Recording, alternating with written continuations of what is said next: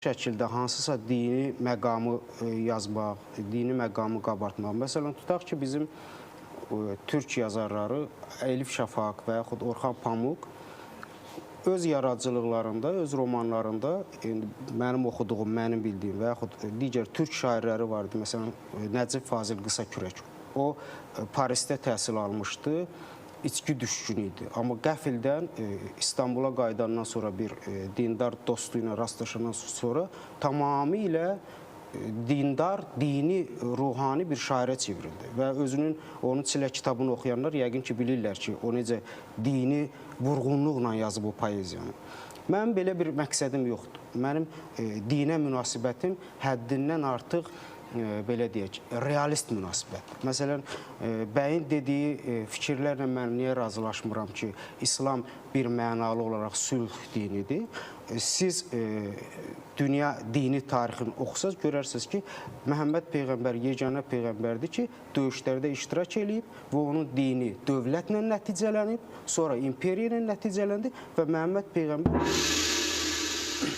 Mən ancaq bu deyilənlərə haqq qazandırmam, çünki mən özüm əslində ilahiyyatın da dinlər tarixçisiyəm və dinlər tarixini bilən bir insan kimi də deyirəm ki, sadalanan ifadələr tamamilə yanlışdır.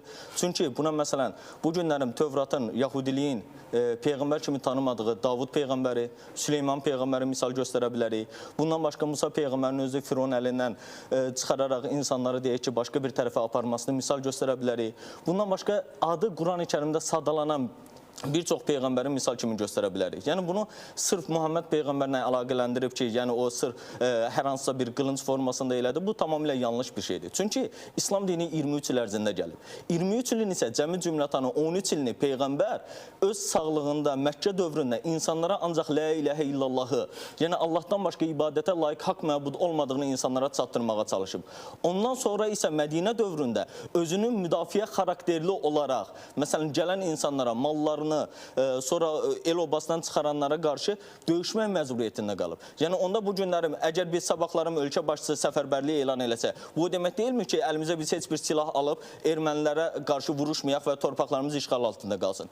Ona görə bu tamamilə yanlış bir düşüncədir. Quran-ı Kərimdə də bununla bağlı 3 xət var ki, sizi el-obanızdan çıxaranlarla, sizin söz azadlığınıza, vicdan azadlığınıza qarşı gələnlərlə və bunları eləyənlərə dostluq eləyənlərlə ondan sonra savaşmağa icazə verilibdir. Yoxsa heç bir zaman müsəlmanlar durduqları yerdə heç kimsə üstünə hücuma keçməyibdir. Mən yenə də oxuduğum kitablara istinad eləyirəm. Yəni, bu elə bir məsələdir ki, burada subyektiv mülahizələrlə həqiqəti üzə çıxartmaq doğru deyil. Mən ilahiyyatçı olmasam